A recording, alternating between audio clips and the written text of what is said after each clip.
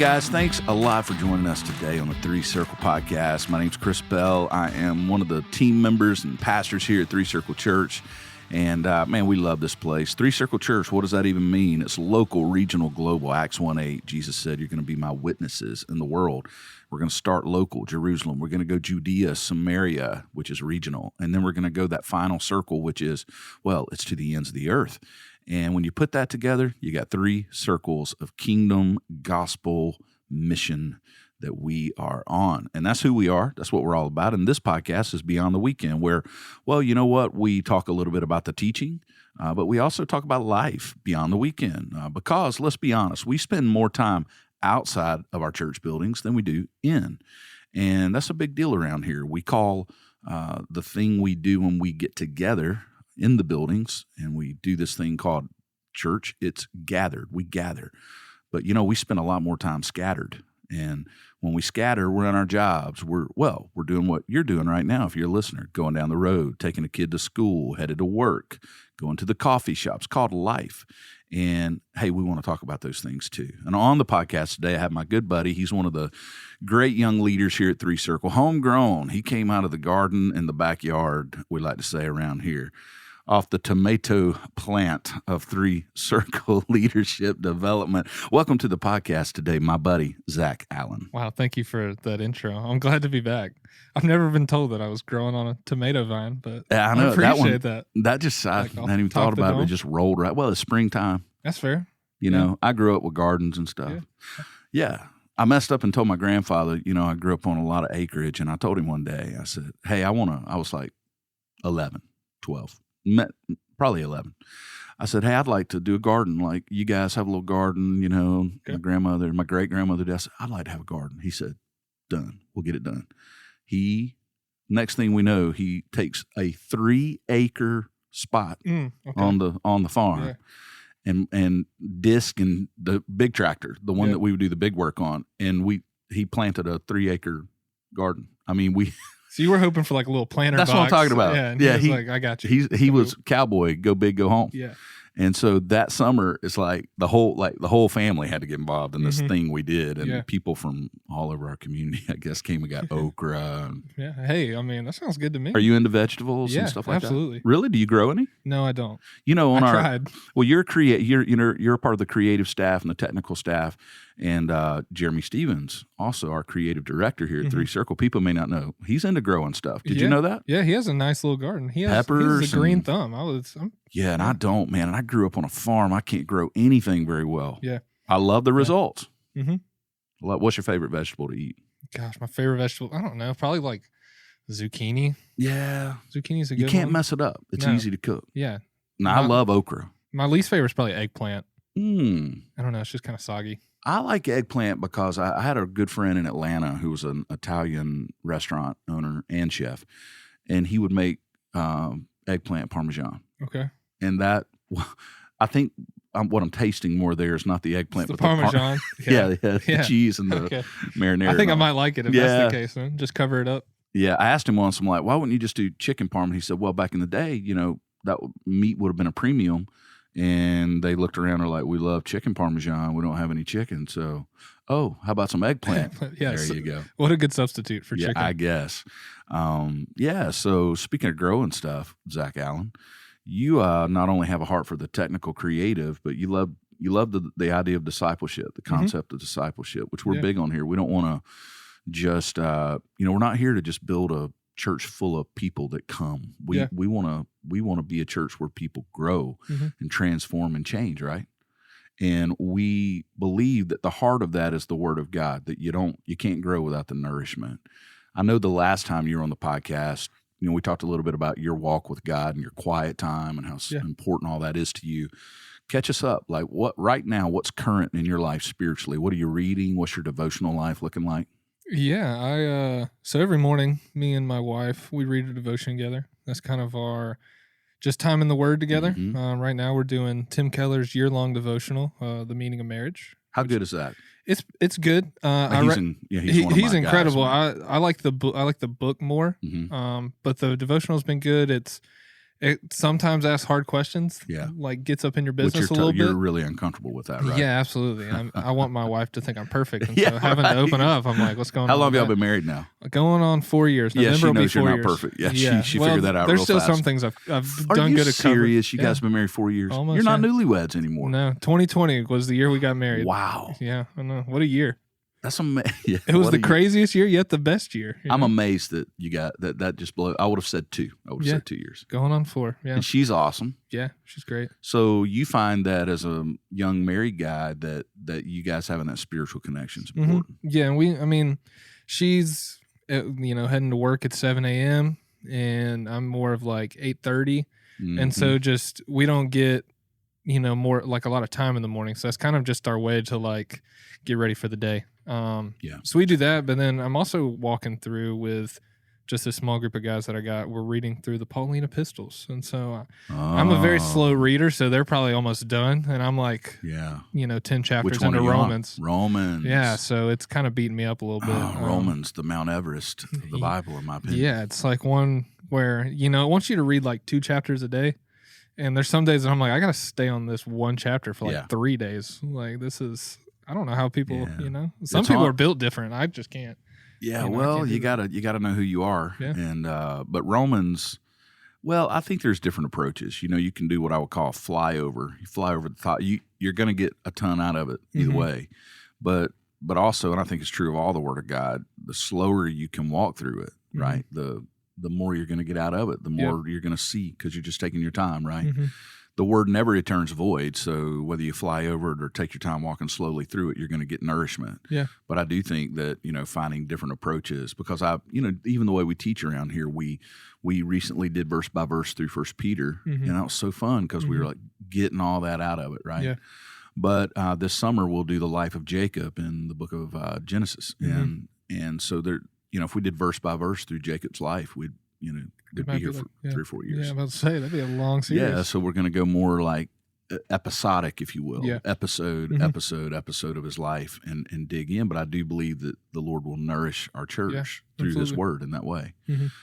So speaking of teaching, right now we just kicked off a kind of a interesting, fresh series, The Birds of the Bible Wings. Yeah.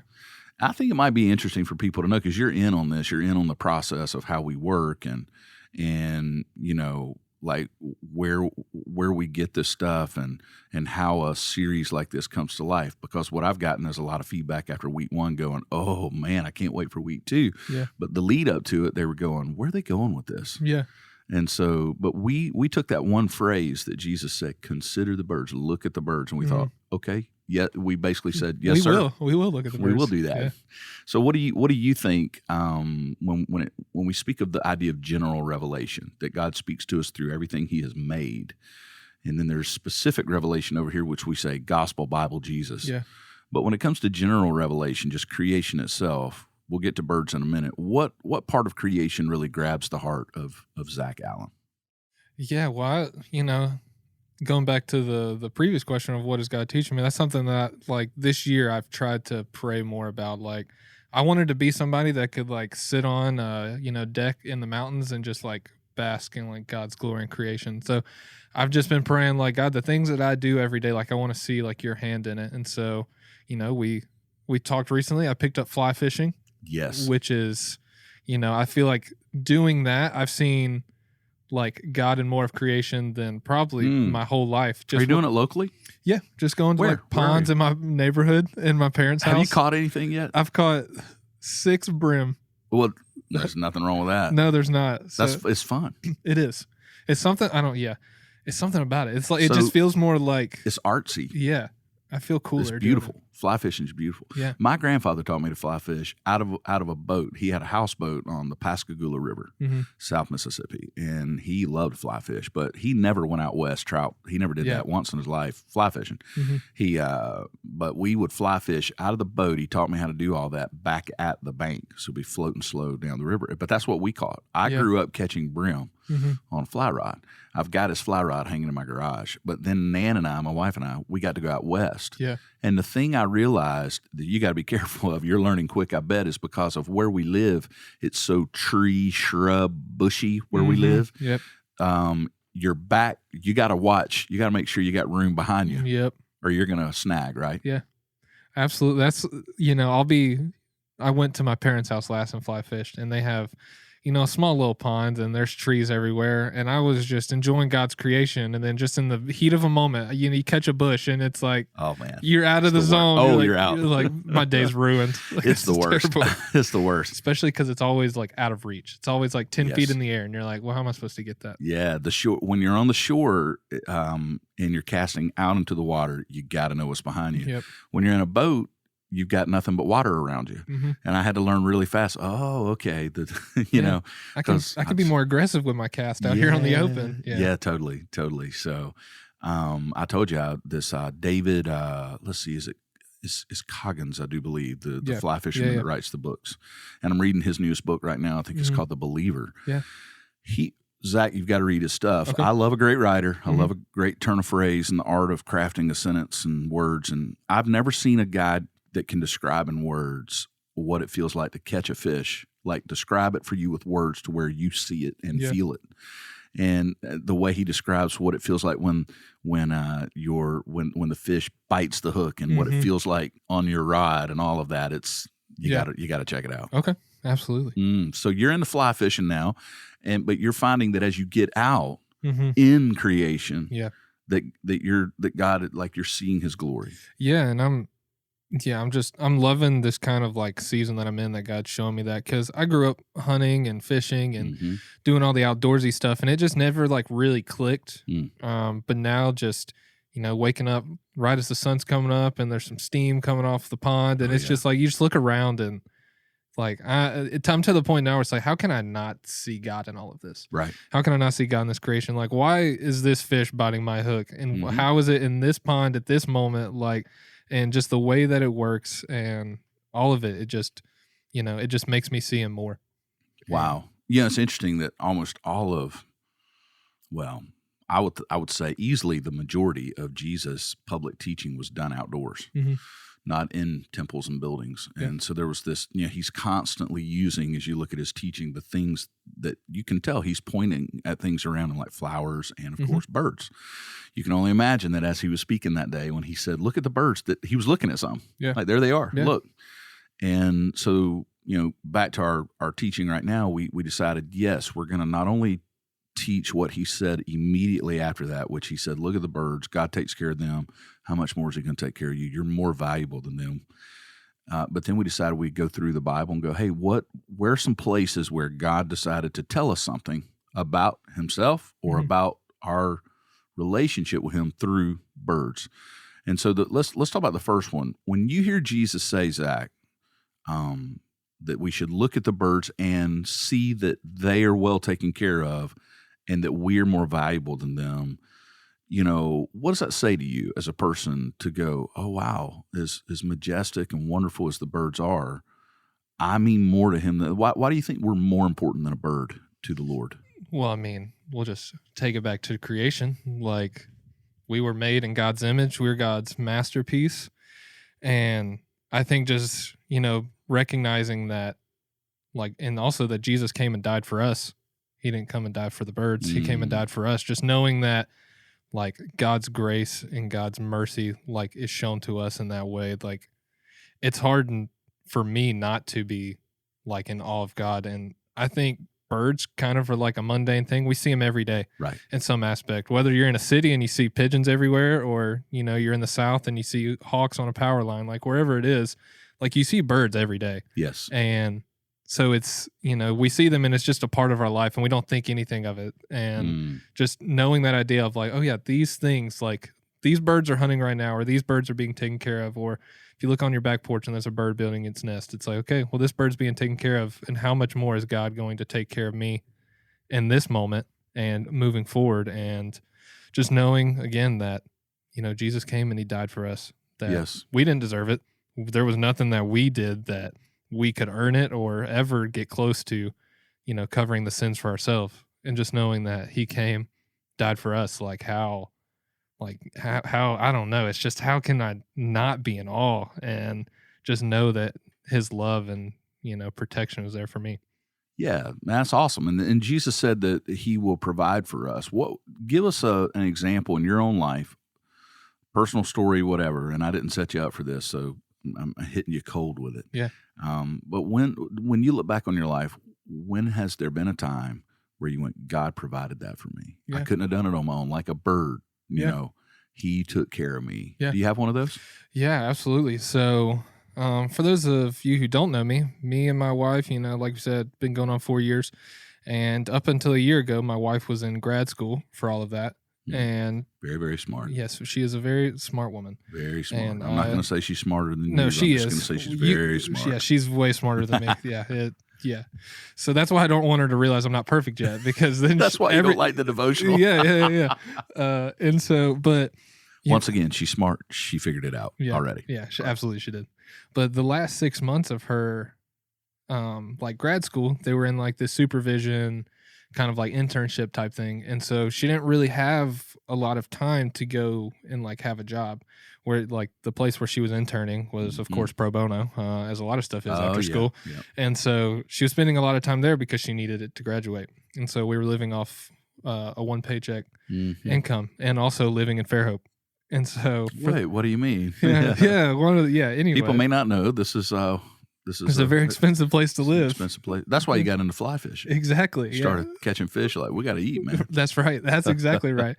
But just going through those 6 months of just like my income alone, of living in the area, like seeing God provide not only financially for us, but I feel like we weren't making, we're dinks now, dual income, no kids. But I've never heard that. Yeah, we're dinks. And so, did you coin that, or was that already? Brett Vandermeeden taught me that. Brett Vandermeeden, I love him. One of our trustees here at the church. I had no idea that he coined such wonderful phrases. Yeah, he told me that. But now moving forward, I'm going to be the one that coined it. I've given him his credit. Yeah, that's it. No more attribution. No more. Yeah, got it. But I want to we felt more peace in those 6 months making off one income than we have like with both of our incomes. Not that we haven't been at peace now, but it's just that sense of like God is taking care. Like we were fully trusting God. Like no matter what happens, like we're gonna make it through this. We're gonna get through this. And funny enough, one of the things that happened during that was our neighbor's house got struck by lightning. That's not what's funny,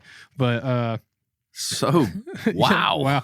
But all of our one of the best things ever. Yeah, but all of our lights went out in our house. Like it destroyed all of our lights.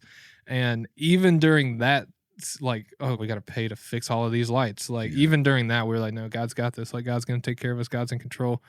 And so just like things like that's been the most like recent, but also the most like impactful for us of like, okay, well, we don't ever have to doubt that God's not going to take care of us again. Yeah. If he can manage to help, like provide for us when we're on one income in Fairhope, Alabama, and it's like what else can he do? Like he can do it all. Like if he can do that. And so, yeah. And I think that's a discipline we have to develop in our Christian lives, to look back on what God has done, to trust in what he will do, because as you live this life, you're going to get, he has quite a resume already in the Bible, but you get a personal resume where you start going, look what God has done for me in my life personally, and you and your wife have that now. Yeah. And all of you listening right now, same thing. Like even now as we're talking, you might want to just think about the ways in which God's been faithful to you and the ways he's provided. But then we said, okay, we're going to look at birds now in the Bible. And you can't go, I don't think you could do a series like this without talking about the eagle in Isaiah, that incredible place that, it's quoted, it's on, it's in every Christian bookstore, a little sign or a little poster. We will mount up with wings like eagles, run, not faint. We will run and not grow weary. All those beautiful phrases. So we talked about the eagle, and when you think about an eagle and what you know of them and what we've even learned the past few weeks, how do you see God's glory in the way he created that creature? I mean, they're one of a kind, man. Right? Just the way that Americana. Yeah, like. Can you believe we almost had a turkey as our bird? That's insane to me. Wow. Because aren't turkey? I'm not a turkey hunter, but I know you've gone turkey hunting before. I have. Aren't they like notoriously dumb birds? Or are they smart? I don't know about dumb. What I would say is that they are nervous, very, very nervous. Hunting other things, I have had turkeys come in on me. My dad's a huge turkey hunter, big time. But like he always says, a turkey thinks everything around him's trying to get him and eat him. Mhm. You know what I mean? They're just looking Very around. You can skittish, tell they're okay. very Yeah. skittish. So I don't know if that's dumb, but let's just say really nervous. But I Yeah. do know this: they just don't have the majesty No, they and don't. the right. No, and they're not. They're not eagle. the like most beautiful bird either. Yeah, not in the same way. The No. eagle, there's an Yeah. aerodynamic Yeah. engineering thing going on with an Absolutely. eagle. Yeah, but yeah, I mean, just when I look at the eagle, just the way that it was designed, and even listening to the sermon this past Sunday, just seeing all these things that it does to take care of itself. Yeah, I mean, I see God's glory and all that. Like, it's such a different bird. It's not like other birds that are Yeah. gonna flap their wings, like a pigeon or a dove and all those Mhm. quail, all those things. Like, it stands apart as really the does. apex predator of birds. And so Yeah. just seeing like the way that it was designed, and I mean, if we're hearing about it in the Bible, we need to look at it. We Let's need to take a dive look into at it. that. Yeah, So absolutely. we said this week 3 things about the eagle that we believe the Lord would want us to see, and it's that they can see, Mhm. they can soar, and then that molting thing that you Yeah. just mentioned. Let's talk about 3. So we talked about the vision of an eagle, this insane ability to see 3 square miles, watch see a rat moving. Insane. Yeah, it's insane, which makes them those apex predators, really, and Yeah. incredible. But I think for us, I don't believe God's wanting us to develop our vision to see rats move in a field. Yeah, if that's the case, I'm done for. Right. I think he's talking about a spiritual vision Mhm. that he wants us to see in our lives. So, and I see that as perspective. I think that as Christians, God changes everything about us. Yeah. And one of the things he does is kind of reworks the way we see the world, Mhm. the way we see people, the way we see our money, the way we see things, Yeah. beauty, which I think the good gifts come from God, according to James. But we see it differently as a Christian. Let's talk about that. Okay. And give us a 26-year-old young man, 4 years married, all that's unique to you and who you are as a person. How is God changing and transforming the way you see the world around you? Yeah, I think we live in a time now where information's right at our fingertips. The cigarettes, if you will, that you talked about, how our phones are like modern day cigarettes. That rolled out at literally, I had never even considered that, and it just came out there. But the more I thought about it, it's that mindless thing that we do, isn't it? And I mean, it's stuck with my family. Anytime I checked my phone for a text or something, they're like, Zach's smoking cigarettes again. And I was like, well, you can't say that in public because they're going to, they're not going to know what that means if they weren't at the sermon. But yeah, it's definitely stuck. And so just knowing that I can go look up anything right now, whether or not it's true or not is another story, but I can go look up anything. Right. And I see it, we see everything. We see what's going on around in the world around us. We see what's going on in our own country and things like that. And, I think God's just put on my heart to see that people need him. We're not, we hear about all these wars and all this tension and all this, political strife in our own country and all these things. And it's just, God just puts on my heart, hey, these people need me. Yeah. That's why all this is happening is because, we don't have Jesus transforming us and changing us. And I just have to remind myself, instead of getting mad at what I see going on in the world around me, or what I see, even in our own community of people saying things on, what's happening in Fairhope or what's happening in Daphne, Right. even things like that, just things that, make people angry. I just have to see, are they a believer? And if they're not, they don't live up to the same standard that we do. Yeah. They're not we would required not expect to. them to. Yeah. And just that's what I have to see through is and also remembering that if they are a believer, we're all being transformed by grace. Yeah. I'm not perfect. I get mad, with the best of them. And so just knowing that, one, we're all on our own journey. We're all at different parts of God transforming us.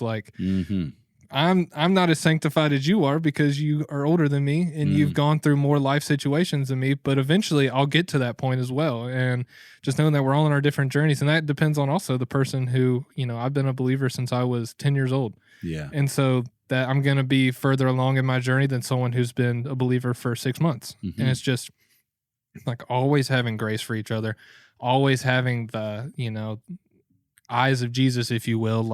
How did Jesus see people? How did Jesus talk to people? Who did Jesus who was he calling out? Because that's kind of in our culture, we call out everyone. Oh, yeah. You do something wrong Or cancel. It's who did Jesus call out? Jesus didn't call out everyone. Right. Jesus ate with sinners. We talk about that all the time. People we called out most of the time were the Pharisees, the people So that true. thought they knew it all. He had a higher expectation, right? Yeah. And so just knowing that of Which means let's be honest, if he was here, in like physically, Yeah. he'd probably be calling out us. Yeah, absolutely. He wouldn't be calling out the culture around us. He'd be coming at us going, what are you doing in the church? What do you got? You're right. I'm fully convinced that if Paul was still alive, the Church of America would have a letter.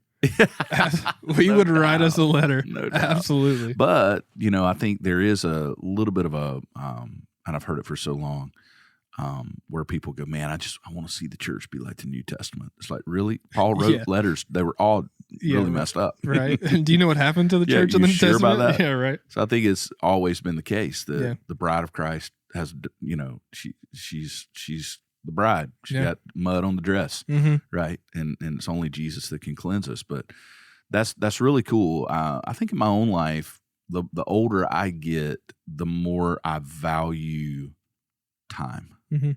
And I'm not, I'm what you consider in the middle of the race right now. And I've got a son graduating, and those big milestones kind of make you realize, oh man, that clock is ticking, and life's going to keep changing. And it doesn't, I don't want it to make me in any way frantic. Like, oh my goodness, the clock's ticking. And I don't think God wants us to live that way. In fact, Jesus said, don't worry, chill like the birds. Yeah. But I do think that we are to make the most of our time. Paul said that in Ephesians.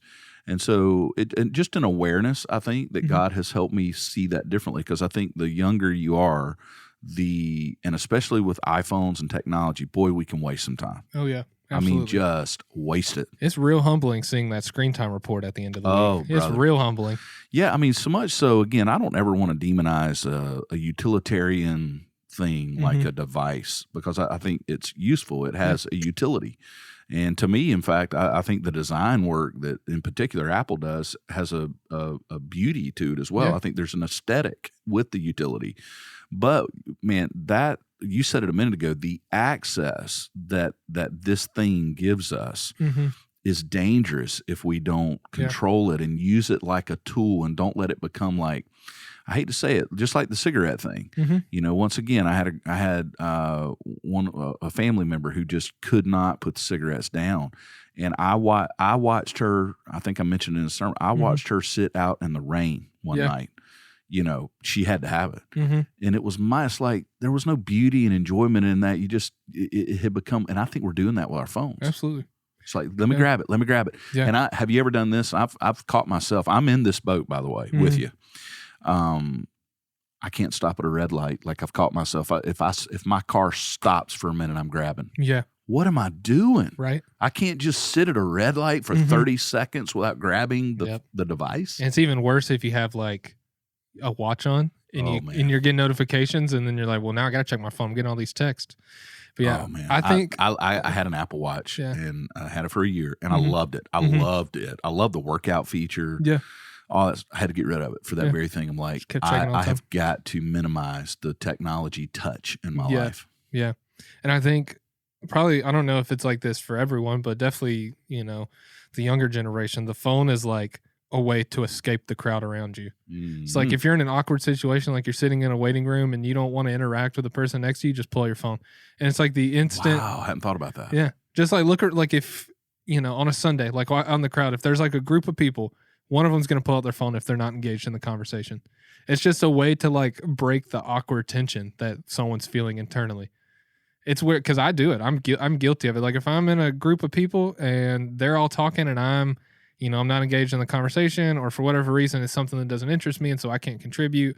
Like, I'm just going to pull out my phone. Even if there's no notification, even if there's nothing for me to look at, I'm just going to pull out and pretend like I'm doing something just until the conversation heads a different direction. I think we all have to admit that this is a thing. Yeah, absolutely. And we just gotta view it differently. We got to get our the viewpoint. And again, our time being present with people. Yeah. And I got a lot of work to do in this area. So I'm really grateful for God kind of showing me, revealing that to me. Yeah. The next thing was the soaring thing. And we saw it. You helped me put together the clipping of the world record, I guess, of bird. That video is crazy. It's a cool shot. Yeah. My favorite is you see the moment. So for those who are listening that didn't see it, There's a video, the Burj Khalifa, is that what it's called? It's the tallest building in the world. So. It's in the Dubai. Yeah. It's in Dubai, right outside the desert there. The winds are always like hurricane force up that high. It's the tallest building in the world, and they took an eagle up to the top, and the trainer's on the ground like a speck of dust down there. You can't even see him in the video. And so they released that eagle, and it's beautiful. I mean, the eagle, like the wind does not bother it at all. But they've got a GoPro on his back, right? Yeah. And his head's like twitching because you can tell he's looking he's for like his looking trainer. everywhere. It's kind of crazy, like seeing how they. I'm moving my head like the listeners on like the they podcast can see me, but Chris looked just like that bird, just like the bird, very eagle-esque. But the moment that eagle sees his trainer, suddenly those wings close, and he's like a bullet. He's going down. It's insane how fast he gets down. Because I don't think the video does it justice of just how high he was. I don't either.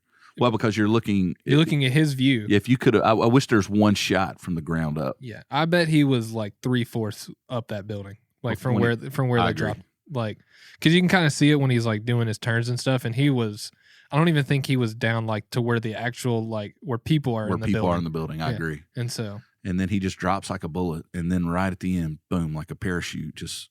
And it wasn't a lot of distance either. Like they pan to a shot when he opens his wings, and he's like maybe 10 feet. He's right on top of the guy. Yeah, and he stops like on a dime. It's really stunning when you watch how God designed that creature. Yeah.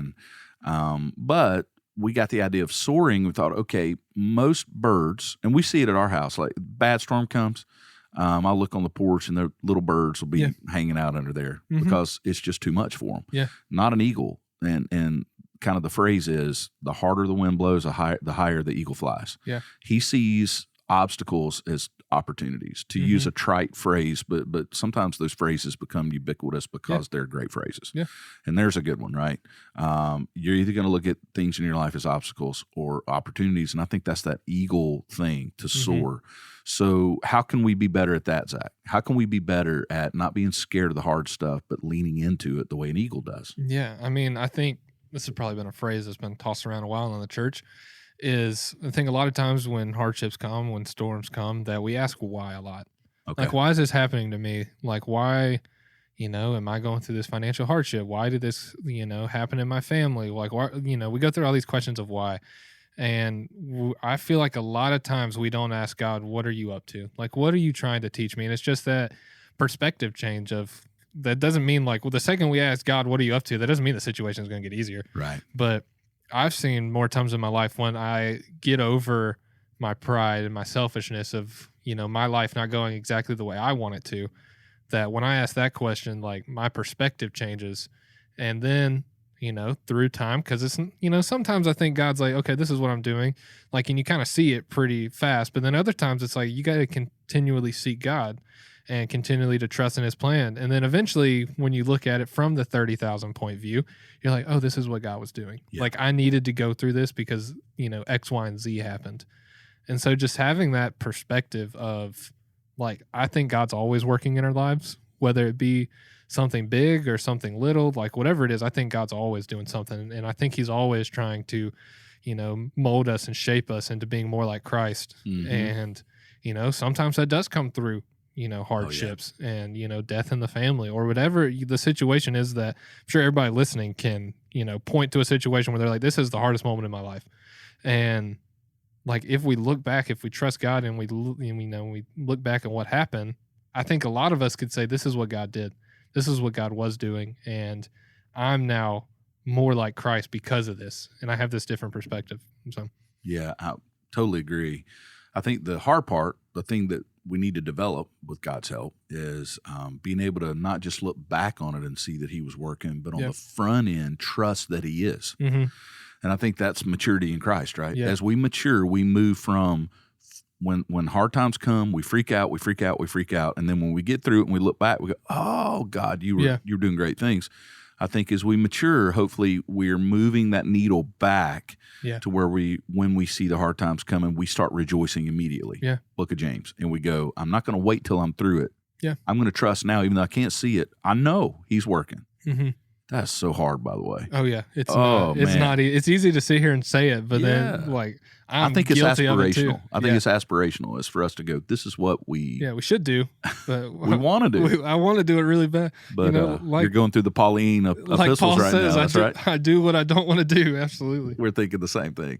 Okay, to close out today, the final one, which I think is fascinating. And all birds, I think, I haven't done the deep dive. I just know eagles, but other birds do as well, this idea of molting. Yeah. And what a molting is basically self, care of a bird.